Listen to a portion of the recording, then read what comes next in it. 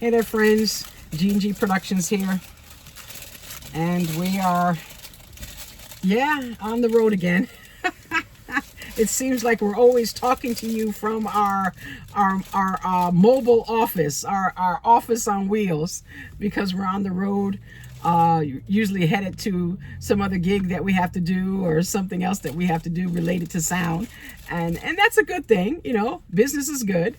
And so we're happy about that. But we often have to stop though, right, honey? For it's almost become a daily ritual for us to stop by Dunkin' Donut. And so my husband, no, that's mine. My husband has to have his coffee. All right. He is a Dunkin' Donut man. Now I have to be honest. I like Starbucks. Okay. I love my caramel macchiato, whatever you call it. I just go in and get it, or my white chocolate. And I don't know all the names. I don't even know how to do the right sizes and stuff. I was told the other day, you can't go in Starbucks and ask for a small coffee. You got to use the lingo. What is it? Tall or whatever. I haven't really gotten into all that. I just like what I like from Starbucks. But my husband, because it's just a good general cup of coffee. You don't have no foo-foo coffee. Oh, he calls it the foo-foo, and he hates paying the price, okay? And I got this thing going on, and for those that don't know, I'm a pastor. I got this thing going on at my church. You know, when I have new visitors that come, we give out a coffee card, you know, and whatnot. But I always have to ask them, okay, are you a Dunkin' Donut or are you a Starbucks? And unfortunately, I'm not winning the game. I am not winning the game in my church. It's Dunkin' Donut, okay? Everybody in there is like, yeah, you know, whatever. So this has become kind of a ritual for us when we get on the road. You know, we got to stop by Dunkin' Donuts because my husband has to have his coffee, you know. And then we kind of got into these, what are these things called?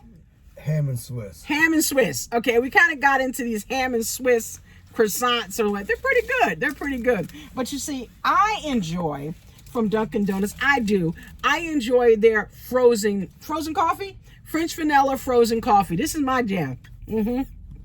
That's it right there. Yep. That's me. He's the hot coffee guy. I like the frozen coffee.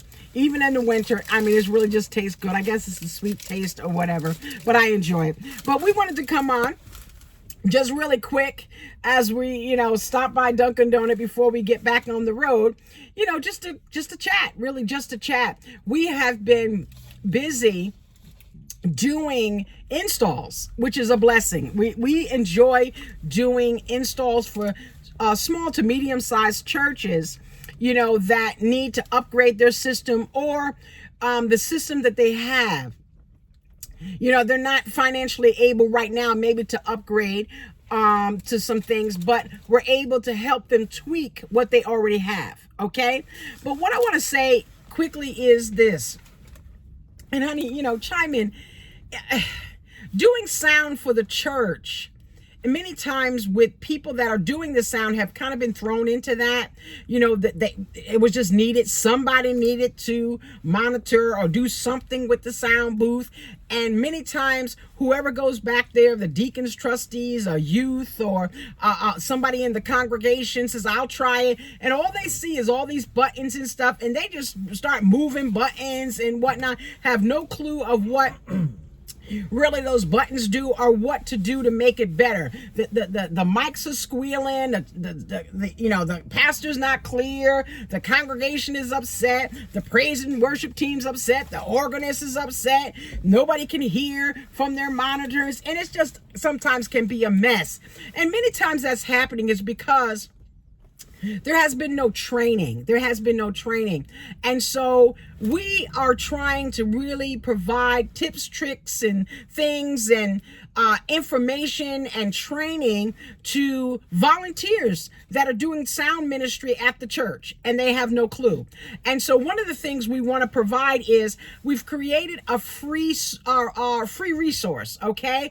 The Sunday Sound Fix Guide, all right? The Sunday Sound Fix Guide. And we want you to click on the link that's in the description area about this video, and and click on it. It's free, and get it. And it will really help you with some basic things that you can do to improve your sound on Sunday.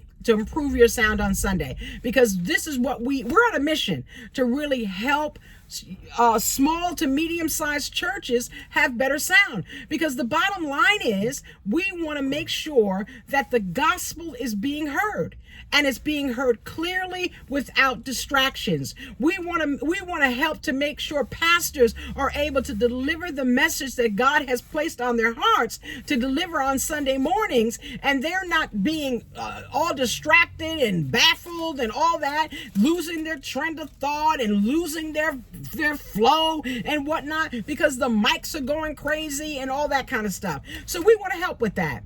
And so, please, when you come across the video, put your challenges in the comment section and we will respond to those. Okay?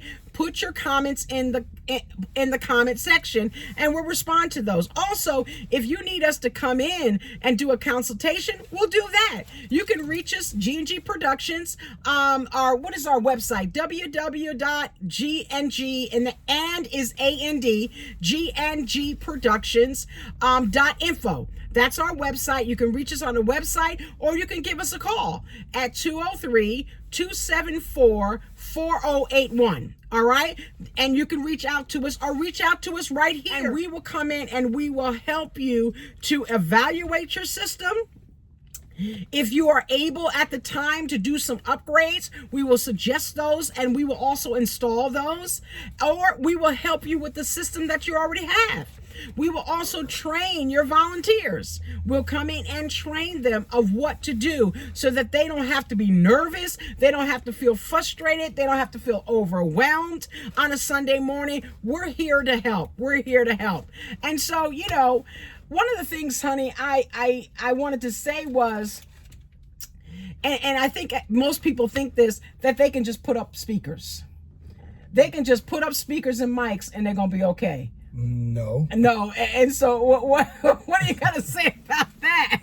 No, it depends on you. You got to put up the right speaker for the right room. Okay. You can't put up a big giant 15-inch speaker downstairs in a banquet hall, in a banquet room. You got, that just needs a little point source speaker, a little 8 or a 10. All right, and so what he's talking about is size. When we say a 15-inch speaker, it's a pretty good size.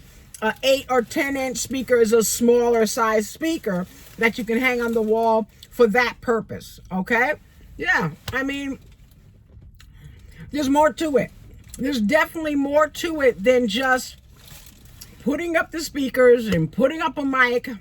Right, how far the speaker's got to throw, how far is the speaker going to be able to carry for the service? Is it just a traditional service, or is it a high energy service? It really depends. So all of those things matter, the kind of speakers that you have. And many times, I mean, let's be honest, most churches will go to a music store, which we really don't. Wait a minute, hold on. Sam Ash is no more. No.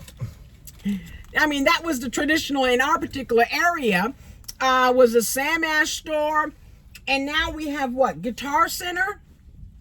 I think, is that the only one? I think Guitar Center might be the only one, but many times, a church, deacon or trustee or, somebody else that the pastor might have appointed to say, hey, work on the sound system, will go to a music store. They don't know. And they go and the salesperson says, oh yeah, this will be great, that. But the salesperson has no clue to what is needed at your church. They don't know the size of your ministry. They don't know, what your building is like. They don't have that kind of information. They're just selling you a speaker. And so you go and you purchase that thinking this is what we need, and we've done the thing. Now we've got new speakers, and then it still sounds like let me just say this, pardon my French, crap. It sounds like crap, okay? Because you didn't have the right speaker for what your needs are. Also, They will sell you mics, okay? That are not really good mics, and you're not going to get a really good sound for mics. As well as, it really depends on the type of ministry you have. Let me tell you this. If you are a Pentecostal church and your pastor, he goes in or she goes in, and they're going in on that mic, and it's not the right mic, it won't be able to handle the pressure and force that's happening, and your speakers can't handle that, it's going to be a mess. All you're going to hear is a muffled sound, and most of the time they blow what? The diaphragm of the mic. They blow the mic, and they blow the horns in the speaker. And many ministries congregations are sitting in churches, and they've gotten used to it. They've just plain gotten used to it, where it's so muffled and they don't know any difference. But then you put in a qualified system in there, they're like, oh my God, we just did an install. And that happened. And they were like, oh my God. But they had gotten so used to the muffled sound. And so when the horns are working, the mids are working, the lows are working in a speaker, and it's working efficiently, it was loud to them. And so they have to get used to having a clarity in a speaker. But you go to a store, they're just going to give you what, they think, you have money for or whatever. But you want to make sure that you have the right equipment inside your church, okay? You want to make sure you have the right equipment, and it's more to it than just putting up the speakers and buying some mics. It needs to be something that's going to meet your needs based on your worship style. A Pentecostal church is high level. It's high level, okay? High level. Everything is high level. The music is high level, but even that has to be balanced out within the service. You can't have your musicians and instruments above the vocals, right? That's correct. It can't happen. It can't happen. That's just not how, that's terrible sound, okay? Your vocals have to be above your musicians, all right? But you got to know what to do. And many times, if you're a volunteer, you don't know what to do. But we're here to help you. It doesn't matter where you live or whatever. We're here to help you, okay? We travel all the time, okay? So we travel to different places, different cities, different states, or whatever. We will come in and help you with your sound system, or we just will be a blessing, we pray, online. If you tune in to us on Facebook or on YouTube, you can find different things on our channels that hopefully will be helpful. But I want you to know that it's more to it than just putting up a speaker and putting up some mics. There really has to be a system that is going to meet your needs and the needs of your congregation and the style of your worship all right? And so please, once again, put your comments, all right, in the comment section. Any challenges you might be having at your services that we might be able to help you with. Also, don't forget, click on the link, all right, in the description of this particular video, and there is a link that's going to be there that says a free resource. Click on that. It is a guide. It is the Sunday Sound Fix Guide, all right? The Sunday Sound Fix Guide. And that will get you started with some things that you can do to make adjustments within your sound system to make your Sundays run better. Because that's what it's all about. We want your Sundays to run better. All right? This is, I'm Pastor Jackie. And you might even find me on social media. I'm Pastor Jackie the Sound Lady. But we are GandG Productions, and we are here to help you. God bless.